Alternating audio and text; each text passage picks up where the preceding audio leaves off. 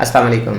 अब हमने different services के लिए जैसे कि डेटाबेस सर्विस थी, पीएचपी माई एडमिन का पैकेज था और अपाची वेब सर्वर था, उनके जो ना वो डॉकर फाइल्स राइट की थी। आज की हम इस वीडियो में अपने तौर पे इन सर्विसेज की डिप्लॉयमेंट को देखेंगे कि किस तरह से हम प्रोसेसेस को ऑटोमेट कर सकते हैं और किस तरह से हम इन सर्विसेज को डिप्लॉय कर सकते हैं। तो इसमें हम बुनियादी तौर पे डॉकर कंपोज़र के ऊपर फोकस करेंगे कि किस तरह से हम अपनी डिप्लॉयमेंट की फ़ाइल जो ना वो राइट कर सकते हैं। आमतौर पे डॉकर कंपोज़र जो ना वो IAML में लिखा जाता है, जो कि येट अनदर मॉडलिंग लैंग्वेज है।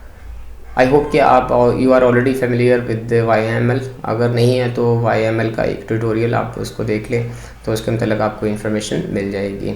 तो इस मकसद के लिए हम आज की वीडियो में पहले जो सर्विसेज डॉकर फाइल्स हमने लिखी थी, राइट की थी, उनको जो ना वो उनसे इमेजेस बिल्ड करेंगे। फिर उसके बाद उनको उनके डिप्लॉयमेंट का स्क्रिप्ट जो ना वो राइट करेंगे।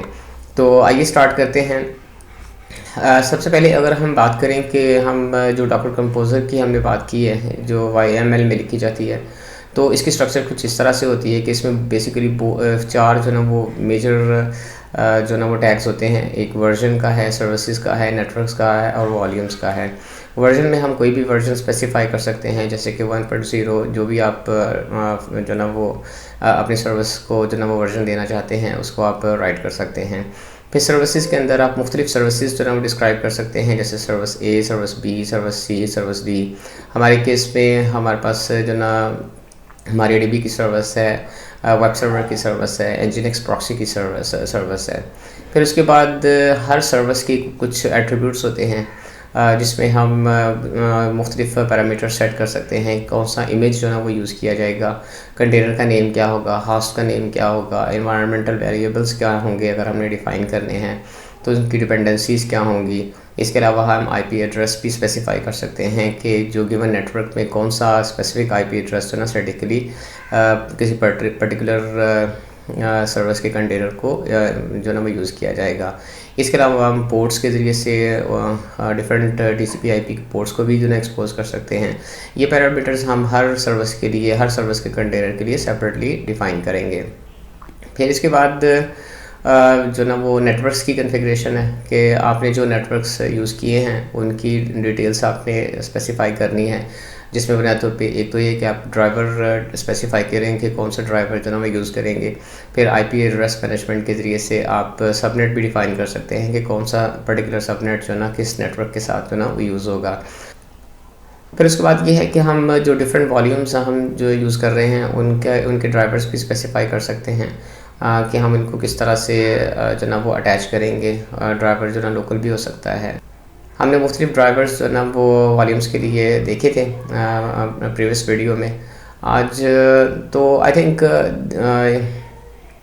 Think that's all enough for the introduction to the docker composer file. हम बुनियादी तौर पे इसको डिमॉन्स्ट्रेट करेंगे अपनी जो मल्टी सर्विस का इन्वायरमेंट हमने क्रिएट किया है उसको डिप्लॉय करने के लिए। तो हम इससे पहले कि हम इनको स्टार्ट करें, डिप्लॉयमेंट का प्रोसेस जो ना वो स्टार्ट करें, कंपोज़र फाइल लिखें, हम सबसे पहले अपने इमेजेस जो ना वो बिल्ड करते हैं। तो इस मकसद के लिए हम अपने रूट डायरेक्टरी में जाते हैं, जहाँ पे हमने मल्टी सर्विसेज के डिफरेंट डॉकर इमेज फाइल्स जो ना वो राइट की थी, और वहाँ से one by one her image को जो ना वो बिल्ड करते हैं। और फिर उसके बाद हम कंपोज़र फाइल को राइट करने का प्रोसेस स्टार्ट करेंगे। तो इस मकसद के लिए let's go to the my folder. This is the directory where I have created different docker files. एक हमने बेस सिस्टम के लिए जो ना वो डॉकर फाइल इमेज जो ना उसके लिए डॉकर फाइल राइट की थी, फिर डेटाबेस के लिए की थी, फिर Nginx के लिए की थी, और PMA यानी कि जो हमारा वेब सर्वर था उसके लिए की थी।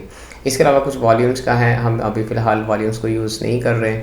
हम जो भी हमारी स्ट्रक्चर होगी वो सेल्फ कंटेन्ड होगी, कंटेनर के अंदर होगी। तो अब हम इनके बिल्डिंग का प्रोसेस स्टार्ट करते हैं। बिल्डिंग के प्रोसेस के लिए ये है कि हम अपनी जो ना वो कमांड प्रॉम्प्ट पे चले जाते हैं और फिर वहाँ से हम बिल्डिंग का प्रोसेस स्टार्ट करते हैं। अगर यहाँ से हम इसको ओपन कर लेते हैं। अब ये है कि okay, so just need to verify that we are in the current directory, right directory. यहाँ पे अगर हम देखें तो हमारे पास base system, database, nginx, PMA और वॉल्यूम्स के फोल्डर मौजूद हैं। तो डॉकर फाइल अभी डिप्लॉयमेंट फाइल में हमने कुछ राइट नहीं किया, इसको हम लेटर ऑन जो है वो देखते हैं प्रोसेसेस बिल्ड करने के बाद। तो सबसे पहले हम जो ना वो इनका बिल्डिंग का प्रोसेस जो ना वो स्टार्ट करते हैं। जो फर्स्ट थिंग होगी जो हमें रिक्वायर्ड होगी, क्योंकि हम बेस सिस्टम जो है ना वो हमने तकरीबन तमाम जो ना वो सर्विसेज के इमेजेस के साथ यूज़ किया है, तो इसको हम सबसे पहले जो ना वो बिल्ड कर लेते हैं। अब डॉकर इमेजेस को बिल्ड करने के लिए एक चीज़ आप मेक श्योर कि आप करेक्ट डायरेक्टरी में हैं। हमारे पास 4 डायरेक्टरीज़ हैं, 4 डिफरेंट इमेजेस हमने बिल्ड करने हैं। तो सबसे पहले हम बेस सिस्टम में जाते हैं, बेस सिस्टम, और इसमें हमारी फाइल्स जो ना वो df base system dot text है और वेलकम डॉट sh हमारा एक स्क्रिप्ट है जो हमने राइट किया था। तो हम बेस का जो इमेज है ना वो बिल्ड कर लेते हैं। इस मकसद के लिए मैं एक कमांड एग्जीक्यूट करता हूँ, docker build, और टैग इसका स्पेसिफाई कर देते हैं sna.base sys, और फाइल स्पेसिफाई कर देते हैं जो हमारी करंट फाइल है और हम करंट डायरेक्टरी में है। इसका हम प्रोसेस एग्जीक्यूट करते हैं तो ये इमीडिएटली जो ना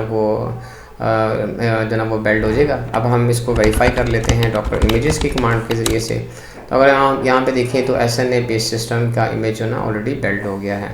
इसके बाद ये है कि हम अगर अपने वापस फोल्डर में जाएं तो यहाँ पे हमारे पास नेक्स्ट डेटाबेस है। हम डेटाबेस के फोल्डर में जाते हैं और इसका जो ना वो इमेज बिल्ड कर लेते हैं। सेम प्रोसेस हमारा होगा, यहाँ पे हम जो ये फाइलें मौजूद हैं तो डॉकर बिल्ड की कमांड को इशू करते हैं, डॉकर बिल्ड, और इसका टैग हम स्पेसिफाई करते हैं MariaDB, और उसके बाद इसकी फ़ाइल जो है वो df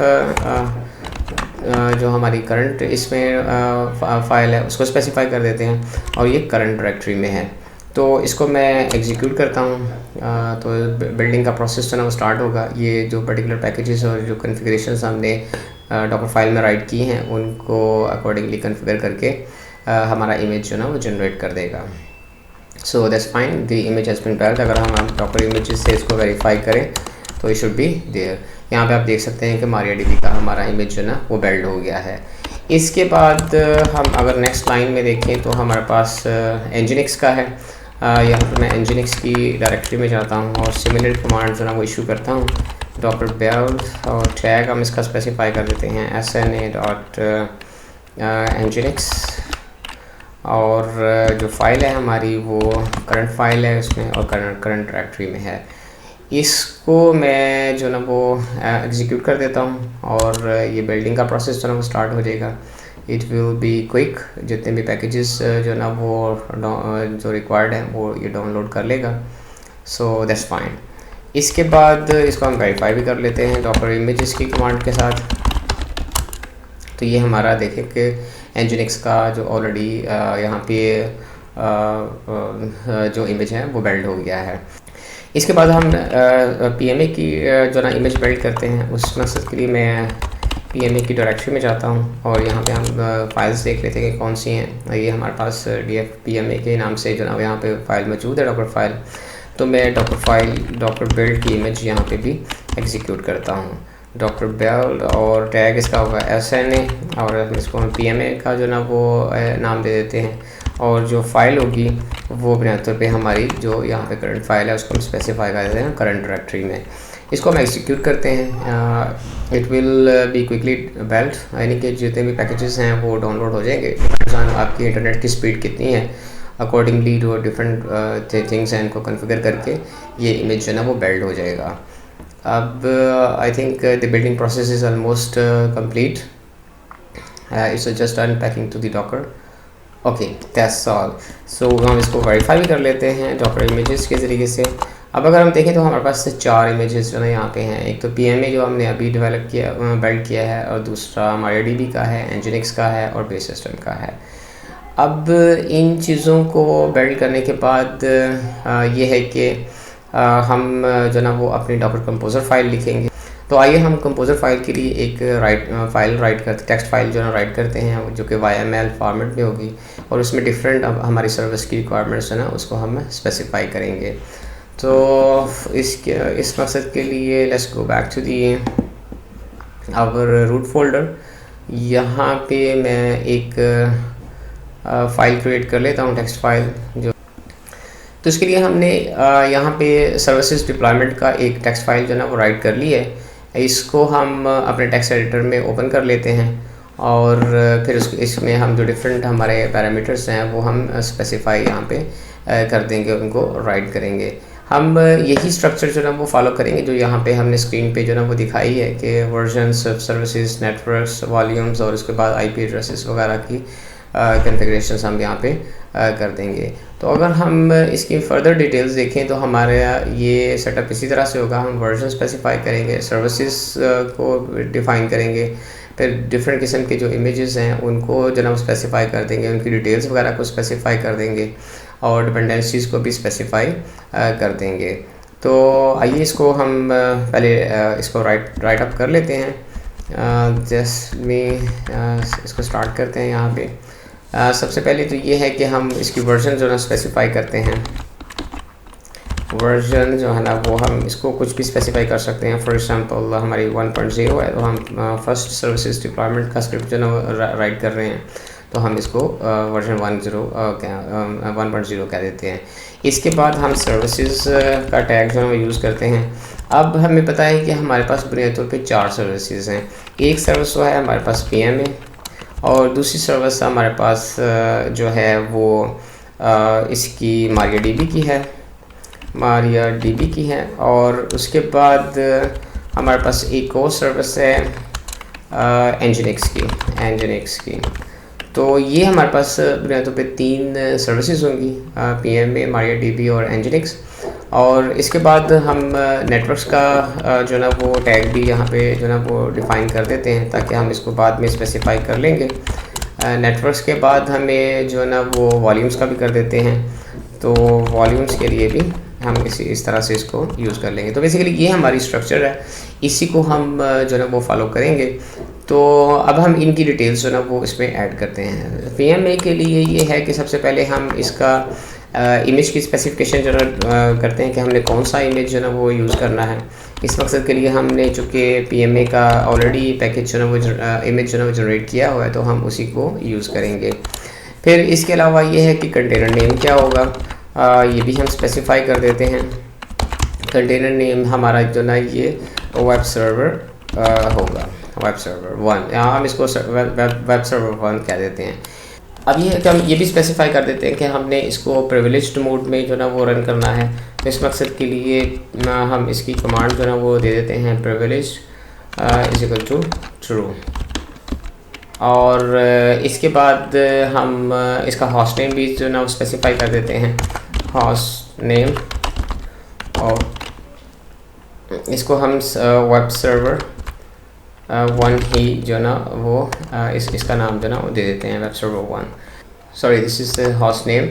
वेब सर्वर 1 का जो ना हमने इसको जो ना वो होस्ट नेम जो ना वो दे दिया और इसको प्रिविलेज्ड मोड में भी हमने रन कर दिया। इसके बाद ये है कि हम जो ना ये तो हमारी बेसिक चीज़ें थी। इसमें हम एक इन्वायरमेंट वेरिएबल भी जो ना वो डिफ़ाइन कर देते हैं, जो कि लेट मी जस्ट, क्योंकि हम इसको फ़िलहाल तो इसका कोई ऐसा हमारे इसमें पर्पज़ नहीं होगा, लेकिन ये है कि हम इसको लेटर ऑन में जो ना वो स्पेसिफाई करेंगे। उसमें ये होगा कि हमारा एक जो वेरिएबल है वो लोकेशन के नाम से है और होगा और उसकी वैल्यू हम सेट कर देंगे सर्वर 1।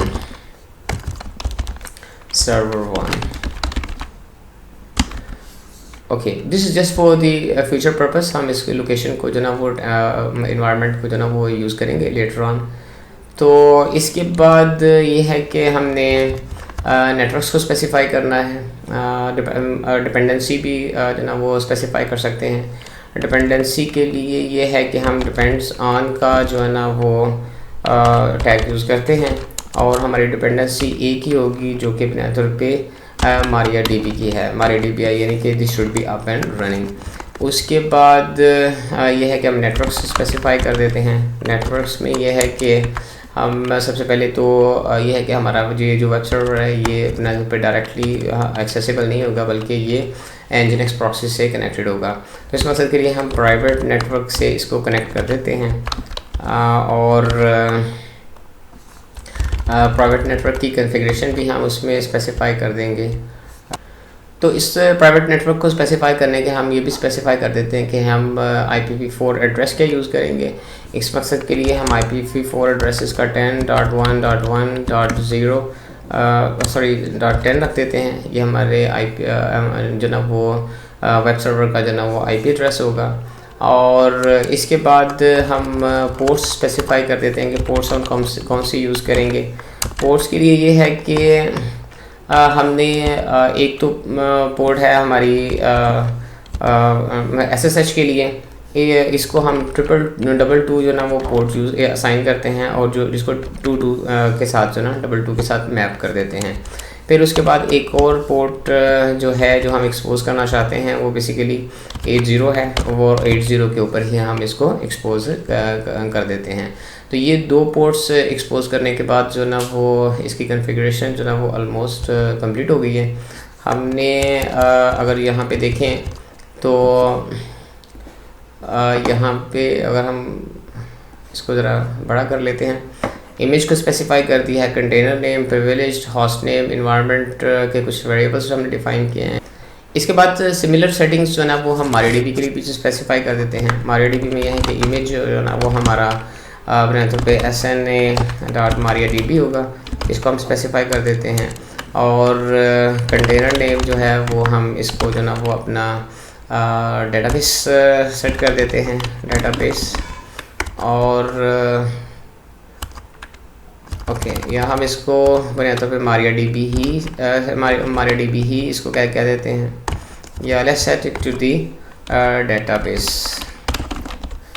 और उसके बाद प्रिविलेज मोड हम इसके लिए भी जो ना वो ट्रू कर देते हैं, ताकि because we are using system D.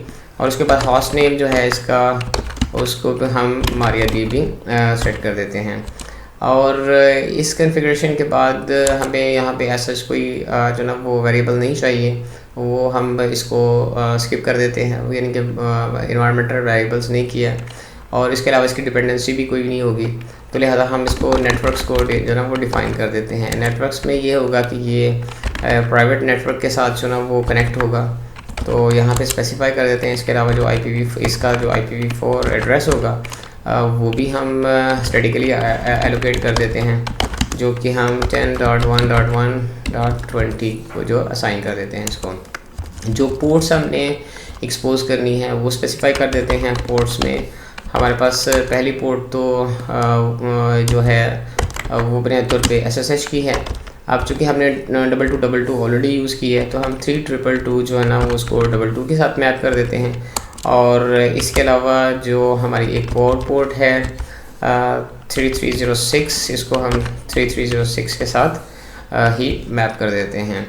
फिर that's all I think the configuration for the MariaDB।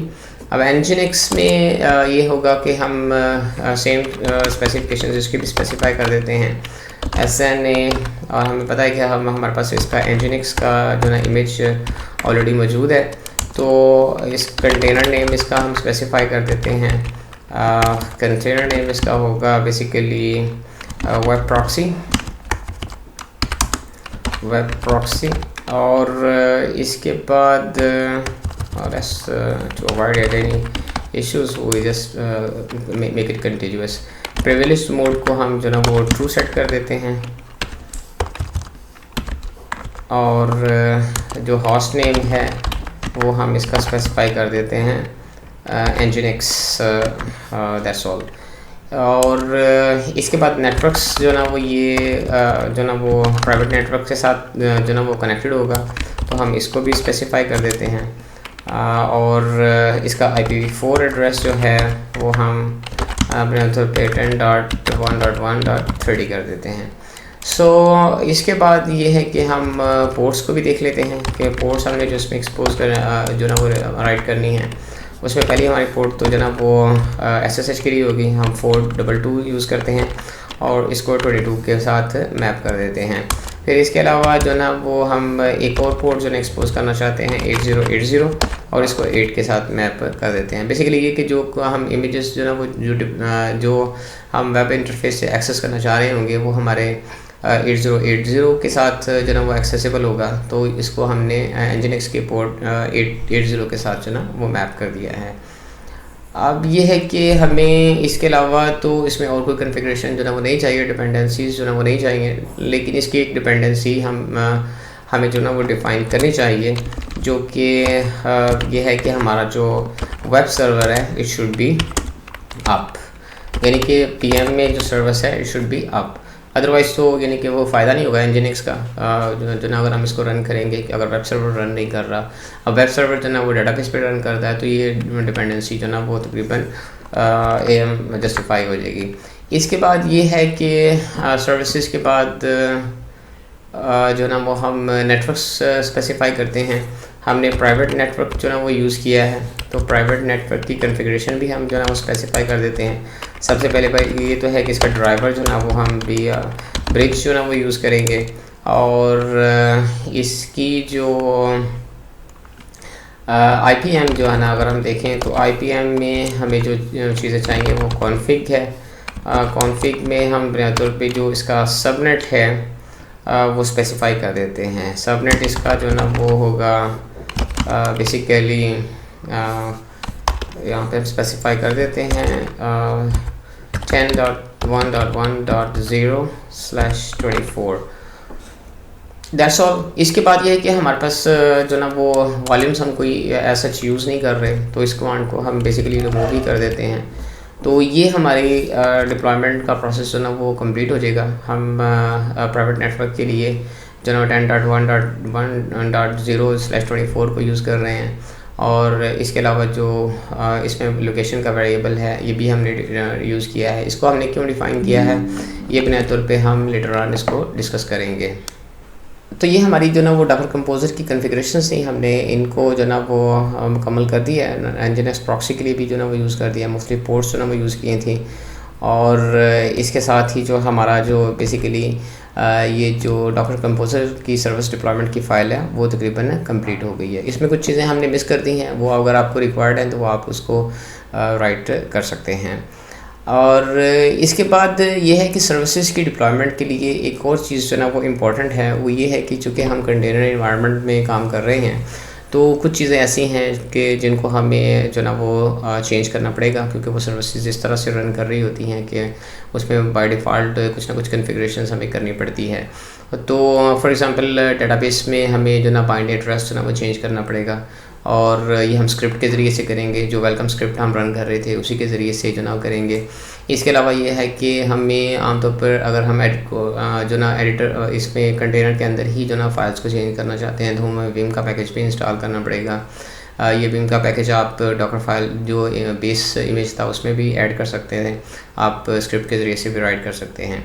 फिर ये है कि जो PHP माई एडमिन हमने इंस्टॉल किया है उसकी कुछ कॉन्फ़िगरेशंस हम चेंज करेंगे, ताकि हम जो हमारा रिमोट डेटाबेस सर्वर है उसको जो बुनियादी तौर पे एक्सेस कर सकें या उसको यूज़ कर सकें। इस मकसद के लिए जो चेंजेस हमें बेसिकली रिक्वायर्ड होंगी, सबसे पहले मैं डेटाबेस में देखता हूँ। तो डेटाबेस के अंदर जो यहाँ पे हमने चेंजेस किए हैं वो यहाँ पे शोन है कि बुनियादी तौर पे हमने सबसे पहले तो एक जो बाइंड एड्रेस है डेटाबेस के लिए उसको चेंज किया है। ये जो ना वो रिक्वायर्ड है ताकि हम ऑल पोर्ट्स के ऊपर जो ना उसको रन करेंगे इंस्टेड ऑफ 127.0.01 के ऊपर। अगर आपने पहले MySQL डेटाबेस या हमारे डेटाबेस के ऊपर काम किया है या उसकी कॉन्फ़िगरेशन की है तो I hope this will be quite easy for you. आप जस्ट 50 सर्वर के अंदर जाके इन वैल्यूज़ को चेंज कर सकते हैं, या फिर आप एक स्क्रिप्ट जो ना जैसे कि हमने यहाँ पे स्क्रिप्ट राइट किया है उसके ज़रिए से इसकी कॉन्फ़िगरेशन को स्ट्रीम एडिटर SED के साथ जो ना वो यूज़ कर सकते हैं। आप स्ट्रीम एडिटर के साथ अगर -i का स्विच यूज़ करेंगे तो ये बुनियादी तौर पे इन फाइल रिप्लेसमेंट होगी। It will search for this bind address line और उसको इसके रिप्लेस कर देगा।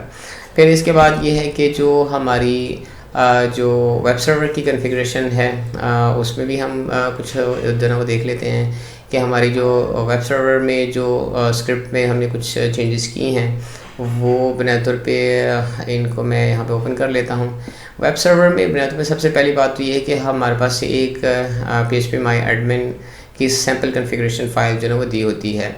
इसको हमने पहले कॉपी कर लिया है, इसको config.inc.php का हो गया ताकि ये एक्टिव हो जाएगी। फिर इस फाइल के अंदर हमने कुछ चेंजेस किए हैं। सबसे पहली बात तो ये है कि हमने सर्वर को स्पेसिफाई किया है कि सर्वर जो है ना वो लोकल होस्ट की बजाय जो MySQL का होगा वो बुनियादी तौर पे रिमोट होगा, जो कि हमारा पोर्ट 10.1.1.1 या पोर्ट 3306 के ऊपर रन कर रहा होगा। इसके अलावा जो यूज़र है उसको हमने स्पेसिफाई कर दिया कि हम रूट यूज़र के ज़रिए से लॉगिन होंगे। फिर उसका हमने पासवर्ड जो है ना स्पेसिफाई कर दिया है। फिर इसके अलावा जो ऑथेंटिकेशन टाइप है और या फिर इसको सेट किया है, और इसके अलावा हमने अलो रूट के फ्लैग को भी ट्रू कर दिया है ताकि हम रूट के ज़रिए से लॉगिन हो सकें डेटाबेस के ऊपर। इसके बाद एक और हमने चेंज की है जो कि PHP my admin की जो ना वो कोड फाइल्स के अंदर है। ये बुनियादी तौर पे हमने चेंज इस तरह से किया है कि जब हम लॉगिन करेंगे PHP my admin में तो हमें एक कस्टम मैसेज जो ना वो मिल जाए कि बुनियादी तौर पे जो ना वो हम किस सर्वर से इस वक्त रिस्पांस ले रहे हैं। हमने एक एनवायरनमेंट वेरिएबल जो ना वो क्रिएट किया है लोकेशन के नाम से, और उसकी जो ना वो लोकेशन भी हमने सेट कर दी थी सर्वर 1, और उसको हमने लॉगिन हेडर के साथ जो ना वो अपेंड कर दिया है। ये फ़ाइल आमतौर पे जो PHP my admin की जो लाइब्रेरीज़ हैं उसमें क्लासेस और प्लगइन्स और ऑथेंटिकेशन कुकी के .php में फ़ाइल में होती है। तो यहाँ पे हमने इस लाइन को जो ना वो चेंज किया है, यानी कि जो एग्जिस्टिंग है लॉगिन हेडर था उसको हमें थोड़ा सा रिप्लेस करके उसके साथ कुछ इन्फॉर्मेशन अपेंड कर दी है ताकि हमें लोकेशन की इन्फॉर्मेशन भी मिल जाए। तो ये हमारी जो ना वो बेसिक इंफॉर्मेशन थी, बेसिक कॉन्फ़िगरेशंस थी। हमने इसको जो ना वो कंप्लीट कर दिया है। इसके अलावा हम एक दफ़ा अपनी जो हमारी Nginx की कॉन्फ़िगरेशन है उसको भी देख लेते हैं। Nginx के कॉन्फ़िगरेशन में अगर आप देखें तो हमने जो इसकी कॉन्फ़िगरेशन की थी कि इसमें हमारा जो ये सर्वर है बेसिकली ये 10.1.1.0 के ऊपर जो है वो रन कर रहा है। तो इसको भी हमने यहाँ पे स्पेसिफाई कर दिया है कि हमारा सर्वर जो ना इस पोर्ट के ऊपर जो ना वो रन कर रहा होगा, लिहाजा जो भी रिक्वेस्ट जो ना वो आ रही होगी रूट के ऊपर वो 10.1.1.10 के ऊपर जो ना वो फॉरवर्ड कर दी जाएगी। इसके अलावा कुछ हमने और चेंज नहीं किया। That's all for this purpose, just to have a look on before के हम इसको डिप्लॉय करें। हम इसको जो ना वो एक दफ़ा ये हमारा सेटअप था जिसमें हमने होस्ट नेटवर्क के साथ जो ना वो Nginx प्रॉक्सी को कनेक्ट किया है, और प्राइवेट नेटवर्क में 2 सर्वर्स, एक अपाची सर्वर और MariaDB और Nginx को कनेक्ट किया है।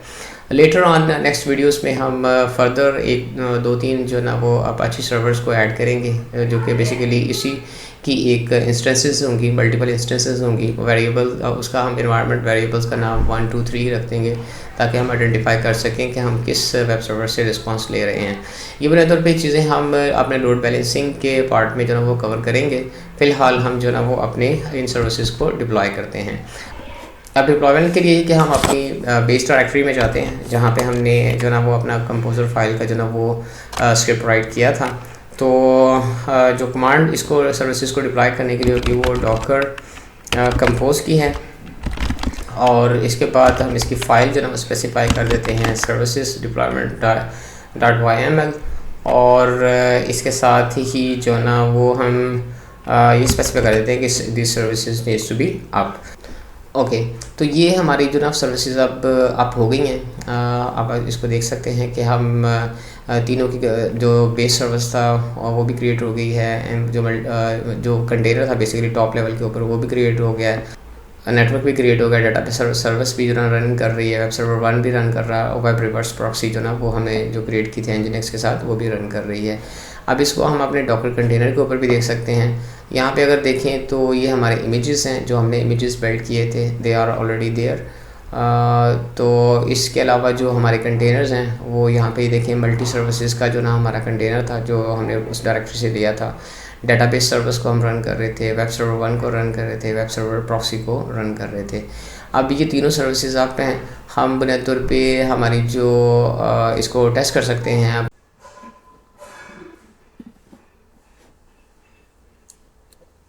अब हमने अपनी सर्विसेज को कंप्लीट कर लिया है, तो अब हम इसको टेस्ट करते हैं अपने एड्रेस के साथ पोर्ट 8080 के ऊपर।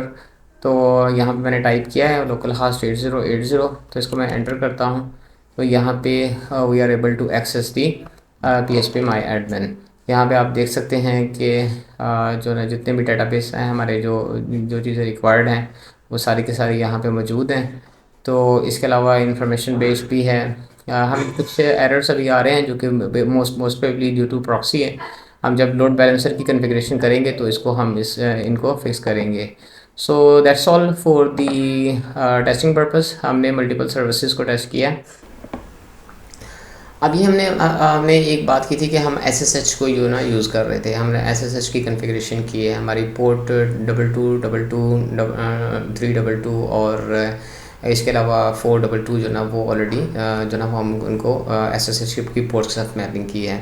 हम इसको भी एक दफ़ा टेस्ट कर लेते हैं। एक मकसद के लिए मैं एक टर्मिनल जो ना वो यूज़ करता हूँ, जो कि हमारा मोबैक्स के नाम से है। मोबैक्स बेसिकली SSH का क्लाइंट है, जिसको हम जो ना वो यूज़ कर सकते हैं SSH के लिए।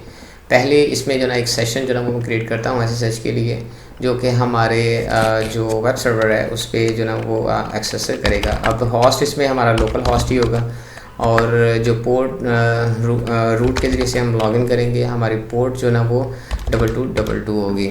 और इसको हम जो ना वो अपना नेम भी स्पेसिफाई कर देते हैं कि this is the basically web server. अब इसको हम करते हैं, तो अगर आप यहाँ पे देखेंगे तो हमारा ये ऑलरेडी अप है, server is up, sorry clear. तो इसमें आप अगर देखें तो आप जो मुख्तलिफ कमांड्स जो है वो रन करके जो ना स्टेटस डिटरमाइन कर सकते हैं। systemctl स्टेटस, यहाँ क्योंकि अपाची सर्वर रन कर रहा है तो हम अपाची सर्वर की जो ना वो कॉन्फ़िगरेशन देख लेते हैं। तो यहाँ पे देखेंगे ये सर्विस जो ना ऑलरेडी रनिंग है और इसकी सारी चीज़ें यहाँ पे वर्किंग फ़ाइन हैं। इसके साथ ही जो ना वो हम जो हमारा दूसरा सर्वर था डेटाबेस का, उसको भी एक्सेस कर लेते हैं। वो भी हमारे लोकल हॉस्ट के ऊपर ही जो ना वो रन कर रहा होगा, और root as a root user ही हम इसको लॉगिन करेंगे, लेकिन पोर्ट हमारी जो ना वो 322 होगी। इसमें हम इसको स्पेसिफाई कर देते हैं this is our database server, connection का नेम जो है, और इसके बाद हम इसको एक्सेस करेंगे तो we can see that we can access the MariaDB server. और इसी तरह से हम इसकी जो ना वो स्टेटस भी चेक कर सकते हैं systemctl की कमांड के साथ, status and MariaDB, so it should be running. Okay, this is active and running. इसके बाद जो हमारी लास्ट है वो Nginx की है। Nginx की सर्वर को भी हम जो ना वो एक्सेस कर लेते हैं। जस्ट अ मोमेंट, इसको लोकल हॉस्ट और ये हमारा स्पेसिफाई यूज़र नेम हम रूट के ज़रिए से ही लॉगिन करेंगे, और पोर्ट हमारी 422 होगी, और इसको हम स्पेसिफाई कर देते हैं इसका name Nginx। Okay, so it should be available. अगर ये देखें तो हमारे पास Nginx प्रॉक्सी की जो ना अवेलेबल हैं। हम इसका स्टेटस भी चेक कर लेते हैं systemctl और स्टेटस हमारा Nginx, तो दिस इज़ ऑलरेडी रनिंग। इसके अलावा ये है कि हम अगर आप अपने डिफरेंट सर्वर्स को पिंग करके देखें तो दे मस्ट बी एक्सेसिबल। यहाँ पे हम इसको पिंग कर सकते हैं। ये हमारा वेब सर्वर था और ये हमारा डेटाबेस सर्वर था, इसको भी हम एक्सेस कर सकते हैं। इसके अलावा इसके ऊपर जो ना वो हमारी तकरीबन सारी जो हमने रिक्वायरमेंट्स थी वो पूरी हैं। हम जो ना वो सर्विसेज को स्टार्ट और स्टॉप भी कर सकते हैं। So that's all the process. I hope कि आपने इसको एंजॉय किया होगा, यानी कि किस तरह से हम मल्टी सर्विस आर्किटेक्चर जो ना वो बिल्ड कर सकते हैं। अब जो नेक्स्ट वीडियो होगी उसमें बुनियादी तौर पे हम फोकस करेंगे कि हम ये जो PHP माई एडमिन की सर्विस हमने डिप्लाई की है उसको हम मल्टीपल सर्वर्स के ऊपर जो ना वो इंस्टॉल करें, यानी कि उसकी मल्टीपल इंस्टेंसेस क्रिएट करें जो कि सेम डेटाबेस को यूज़ करें और मुख्तलिफ क्राइटेरियाज़ के तहत जो ना वो लोड बैलेंसिंग कर सकें। अगर आपका मल्टी सर्विस डिप्लॉयमेंट के हवाले से कोई क्वेश्चन है, कोई कंसर्न्स हैं या कोई फीडबैक है तो आप मुझे ईमेल के ज़रिए से कांटेक्ट कर सकते हैं या फिर कमेंट सेक्शन में अपने कमेंट्स उसमें राइट कर सकते हैं, तो उनको हम इंशाल्लाह ताला रिस्पॉन्ड कर देंगे। Thank you very much for watching this video. अस्सलाम वालेकुम।